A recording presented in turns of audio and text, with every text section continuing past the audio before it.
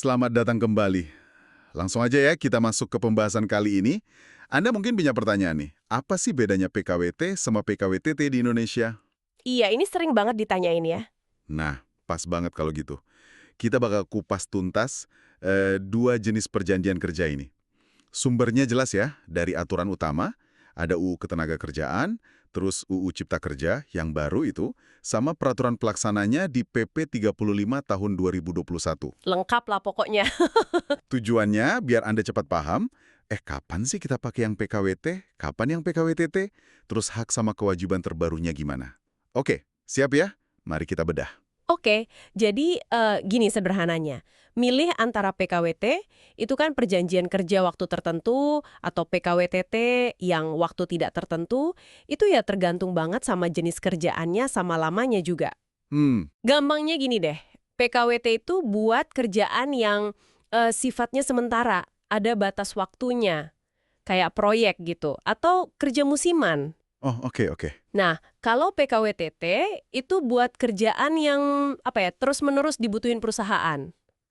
Bisa dibilang ya permanen gitu. Oke, jadi PKWT itu yang kontraknya ada tanggal selesainya ya gitu ya?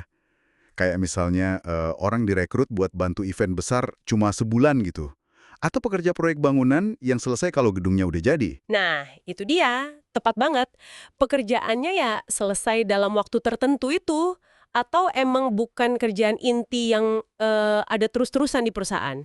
Terus kebalikannya PKWTT tadi ya? Iya, betul. PKWTT ini yang sering kita bilang karyawan tetap itu loh.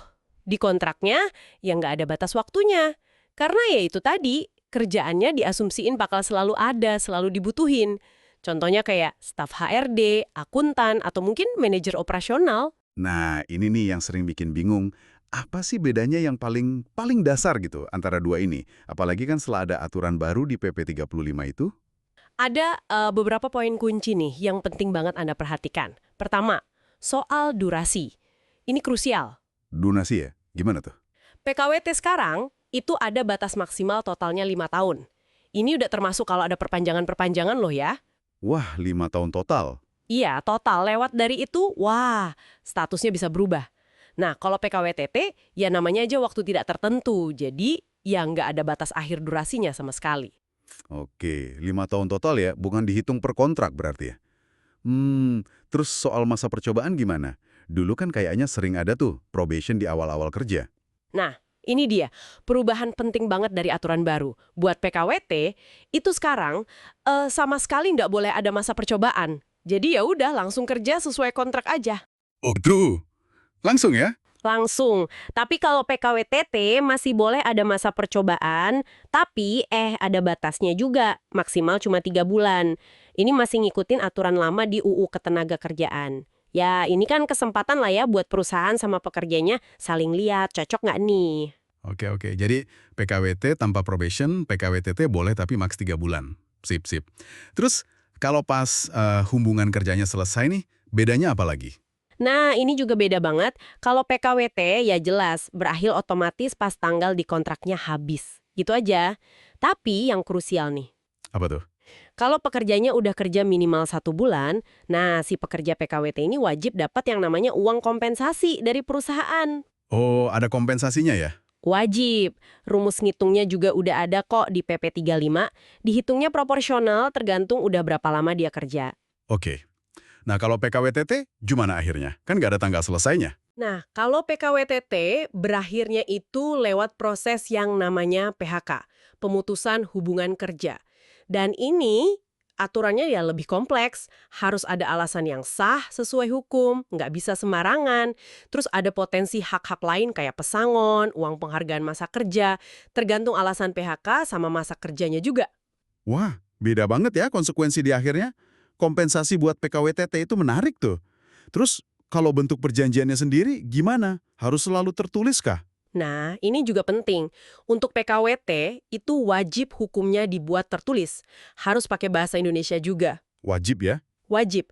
Kalau nekat gitu pakai lisan aja atau nggak tertulis, nah otomatis statusnya itu sama hukum dianggap jadi PKWTT.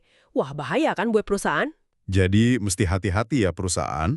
Banget. Kalau PKWTT secara hukum sih bisa lisan atau tertulis. Tapi ya sangat-sangat disarankan banget buat tertulis juga biar apa? Biar jelas semua hak dan kewajiban masing-masing pihak nggak ada abu-abu. Iya, iya, benar juga sih. Tadi Anda sebut soal kompensasi PKWT yang wajib itu kan. Boleh dijelasin dikit lagi nggak? Cara ngitungnya gimana, terus dibayarnya kapan? Ini kayaknya banyak yang penasaran nih. Oh, boleh, boleh. Rumusnya sebenarnya simpel kok. Jadi masa kerja dalam bulan dibagi 12, nah hasilnya dikali 1 bulan upah. Oke, masa kerja 12 X upah sebulan ya. Betul. Contoh gampangnya, kalau kerja pas 12 bulan, ya dapat kompensasi 1 bulan upah. Kalau kerjanya katakanlah 6 bulan, ya dapat setengah bulan upah. Gitu. Paham, paham. Terus dibayarnya kapan tuh? Langsung pas kontrak habis? Iya, pas kontrak PKWT-nya itu berakhir. Jadi bukan dicicil tiap bulan ya, tapi sekaligus gitu di akhir masa kontraknya. Dan ingat lagi ya, batas 5 tahun itu tadi akumulasi total, bukan per kontrak dihitung ulang.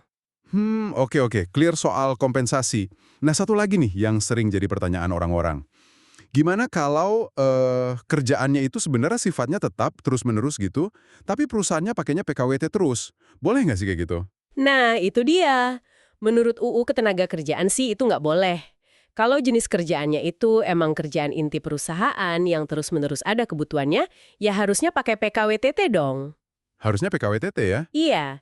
Kalau perusahaan maksa gitu ya, pakai PKWT buat kerjaan yang sifatnya jelas-jelas tetap, nah demi hukum, status pekerja itu otomatis jadi PKWTT.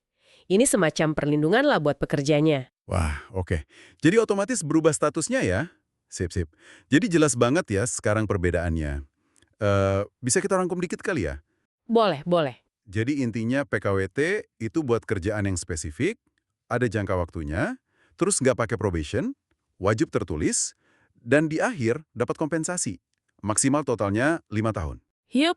Kalau PKWTT itu buat kerjaan yang tetap, nggak ada batas waktunya, boleh ada probation, tapi maksimal 3 bulan, dan kalau sampai terjadi PHK, nah itu ada mekanisme pesangon dan hak-hak lainnya. Betul sekali. Memahami bedanya ini penting banget loh buat Anda semua. Mau Anda sebagai pekerja, ya biar tahu hak-haknya apa aja. Atau Anda sebagai pemberi kerja, ya biar patuh sama aturan terbaru, nggak kena masalah hukum nantinya. Nah jadi, apa nih artinya semua ini buat Anda yang lagi dengerin sekarang? Apakah aturan baru ini udah cukup oke buat melindungi hak pekerja kontrak? Atau malah jadi beban baru buat perusahaan? Gimana menurut Anda? Nah, ini sebenarnya memunculkan pertanyaan menarik ya buat kita renungkan lebih lanjut. Gini deh, dengan batas maksimal 5 tahun buat PKWT itu, kira-kira gimana ya dampaknya buat teman-teman pekerja yang karirnya emang basisnya proyek jangka panjang? Ya juga ya. Di sisi lain, gimana caranya perusahaan bisa tetap lincah, fleksibel gitu, tapi juga adil dalam ngasih kepastian kerja buat karyawannya sesuai aturan main yang baru ini? Nah, itu mungkin sesuatu yang bisa Anda pikirkan lebih dalam lagi. Menarik, menarik. Oke deh. Ya, mungkin cukup ya pembahasan kita kali ini.